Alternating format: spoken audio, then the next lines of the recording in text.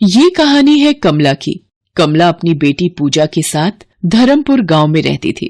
उसके पति के देहांत को काफी साल बीत चुके थे। कमला के पास एक गाय थी जो अचानक बीमार पड़ गई और मर गई। कमला की कमाई उसी गाय का दूध बेचने से होती थी। अब उसका वो सहारा भी हाथ से छिन गया था।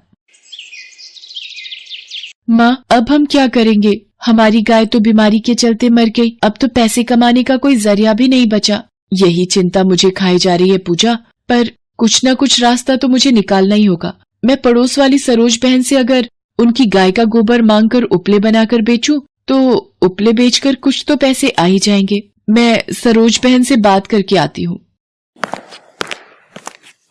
सरोज बहन, तुम्हें तो पता ही है कि मेरी गाय बीमारी के चलते चल बसी। अब मेरे पास कमाने का कोई भी जरिया नहीं है। क्या मैं तुम्हारी गाय का गोबर ले जा सकती हूँ? उपले बनाने के काम आ जाएगा। अच्छा है, रोजाना गोबर साफ नहीं करना पड़ेगा। इसे हाँ बोल देती हूँ। ठीक है, ले जाया करो, पर पूरी साफ सफाई करके ले जाना। कहीं भी गोबर पड़ा हुआ ना दिखाई पड़े। तेरे ऊपर छोड़ रही हूँ गोबर उठाने की जिम्मेदारी। हाँ, मैं गोबर उठाने के बाद सारी साफ सफाई कर दिया करूंगी।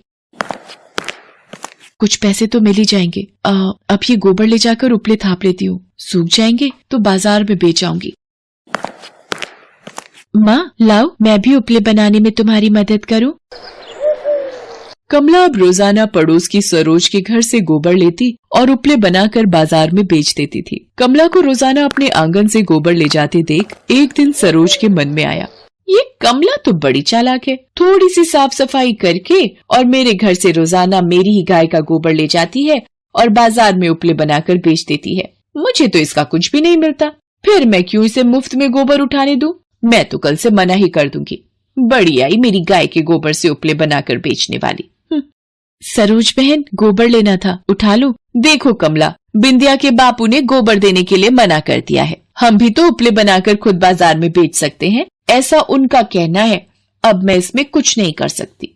कोई बात नहीं सरोज बहन, मैं कुछ और इंतजाम कर लूंगी। आप परेशान मत हो। अब क्या करूं? एक बार सेठ लालचंद जी से पूछती हूँ। अगर वो मुझे अपनी गाय का गोबर लेने दे तो मेरी मुश्किल आसान हो जाएगी। सेठ जी, क्या मैं आपकी गाय का गोबर ले जा सकती हूँ? आपकी बड़ी मेहरबानी होगी।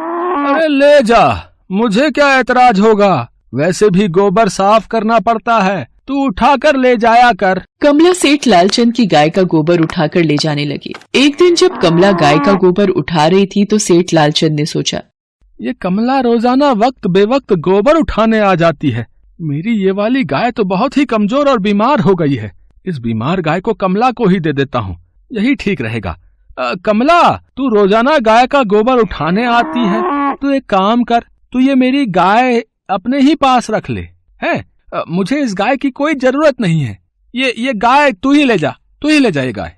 आपका बहुत बहुत शुक्रिया सेठ जी, मेरी मदद करने के लिए। मैं इसकी खूब देखभाल करूंगी। गाय बीमार है इस बात से कमला अनजान थी। वो उसे अपने घर ले जाती है। उसकी बेटी पूजा उसे कहती है, माँ, ये गाय तो बहुत ही कमजोर है, लगता है ये बीमार है। कोई बात नहीं पूजा, हम कुछ दिन इसकी देखभाल करेंगे तो ये ठीक हो जाएगी। कमला अपनी बेटी पूजा के साथ मिलकर गाय की देखभाल करती थी, पर वो गाय बीमार थी इसलिए बहुत कम दूध दे पाती थी। एक दिन कमला जब भोजन बना रही थी, ये थोड़ा सा ही आटा बचा हुआ है, इसकी रोटियां बना लेती हूँ, पूजा को भी भूख लगी होगी। कुछ खाने को मिलेगा बाबा, कब से भूखे हैं। कोई है जो मुझे कुछ खाने को थोड़ा बहुत दे दे। ये तो कोई साधु महाराज हैं, इन्हें ये रोटी दे देती हूँ। बाबा ये लो, मैंने अभी ये रोटियां बनाई हैं, इनमें से कुछ रोटी आप खा लो। इसने तो मुझे अपने हिस्से का भोजन दे दिया, अब ये खुद भूखी है। इसकी उदारता देखकर तो मेरा भी मन भर आया। मैं जान गया हूँ इसके घर में खाने के लिए और कुछ भी नहीं है, सिर्फ ये रोटियां ही थी जो इसने मुझे खिला दी। बेटी, तुम बहुत दयालु हो, तुमने अपने हिस्से का भोजन मुझे खिला दिया, मैं जानता हूँ। कमला की आंखों में आंसू आ जाते हैं। वो अपनी सारी दुख भरी कहानी उन साधु महाराज को सुनाती है। साधु महाराज कमला के घर में बंधी गाय के सिर पर हाथ फेरते हैं। अब तुम्हें चिंता करने की कोई आवश्यकता नहीं है, तुम्हारे दुख के दिन दूर हो गए। अब मैं चलता हूँ बेटी, भगवान तुम्हारी सदैव मदद करेंगे। कमला को आशीर्वाद देकर साधु बाबा वहाँ से चले जाते हैं। अगले दिन पूजा जब गाय के पास खड़ी थी, माँ, हमारी गाय ने सोने का गोबर दिया है, जल्दी आओ माँ। हाँ पूजा, ये तो सोने का गोबर है। ये सब उन साधु महाराज की कृपा से ही हुआ है। भगवान ने जरूर उन साधु महाराज को हमारी मदद के लिए भेजा था। कमला के घर में बंधी गाय सोने का गोबर देने लगी, जिसकी वजह से धीरे धीरे कमला की जिंदगी में सुधार आने लगता है और उसके पास पैसों की भी तंगी हट जाती है। उसने अपने मकान को भी पक्का बनवा लिया था। कमला की पड़ोसन सरोज कमला को सोने का गोबर उठाते हुए देख लेती है और वो सीधी सेठ लालचंद के पास जाती है। सेठ जी, आपने जो कमला को अपनी गाय दी थी, वो गाय तो सोने का गोबर देती है। देखते ही देखते कमला लखपति बन रही है। गाय आपकी और पैसे कमला कमा रही है। उस सोने के गोबर पर तो आपका ही हक होना चाहिए था ना सेठ जी। क्या कमला को जो मैंने गाय दी थी वो सोने का गोबर देती है? ऐसा कैसे हो सकता है रामलाल? किशोर, कमला से हमारी गाय वापस ले आओ। बोलना सेठ जी अपनी गाय वापस मांग रहे हैं, जाओ। सेठ लालचंद के आदमी कमला से जबरदस्ती गाय वापस छीन लाते हैं। कमला बेचारी रोने लगी है।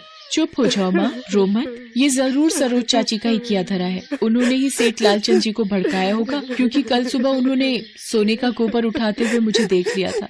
हे भगवान, अभी तो हमारे दुखों के दिन दूर हुए थे, फिर से ऐसे दिन क्यों आ गए प्रभु। गाय को ले जाकर सामने खूंटे से बांध दो। कल सुबह उठकर देखता हूँ। सुबह तक तो ढेर सारा सोने का गोबर दे देगी ये गाय। सारा गोबर अच्छे दामों पर किसी बड़े सुनार को बेच दूंगा। अरे इसे क्या हो गया? ये गाय तो काबू में ही नहीं आ रही है। अरे कोई पकड़ो इसे। हट, पीछे हट। ये तो मेरे पीछे ही भाग रही है। मालिक, लगता है ये गाय पागल हो गई है। इसे काबू में करना मुश्किल है। ये तो आपके पीछे पीछे भाग रही है। मालिक, बचाओ अपने आप को। हे राम, लगता है बीमारी के चलते ये गाय पागल हो गई है।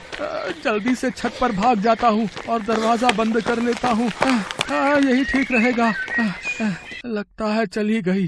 देखूं तो जरा ये किशोर और रामलाल कहाँ भाग गए। तौबा तौबा, जो दोबारा इस गाय को मैंने बुला लिया। बाल बाल बच गया आज तो। उसी कमला के पास रहे अब ये पागल गाय। दोबारा नहीं बुलाऊंगा इस आफत को। गाय शांत होकर कमला के घर वापस आ जाती है। माँ देखो, हमारी गाय वापस आ गई। हाँ पूजा, ये सब भगवान का ही आशीर्वाद है जो हमें ये गाय वापस मिल गई। अगले दिन से वो गाय फिर से सोने का गोबर देने लगती है, पर सरोज अब कुछ नहीं कर सकती थी। सेठ लालचंद के मन में भी अब उस गाय का डर बैठ गया था। सही कहा है, भगवान उसी का साथ देते हैं जो दिल का अच्छा होता है, जो दूसरों की मदद करता है और जिसके मन में कोई खोट नहीं होता। और फिर धीरे धीरे कमला की जिंदगी में सभी परेशानियां दूर हो जाती हैं। हेलो दोस्तों, कैसे हैं आप सब? हमारी कहानियाँ देखने के लिए हमारे चैनल को सब्सक्राइब कीजिए और हाँ, बेल आइकॉन पर क्लिक करना मत भूलिएगा।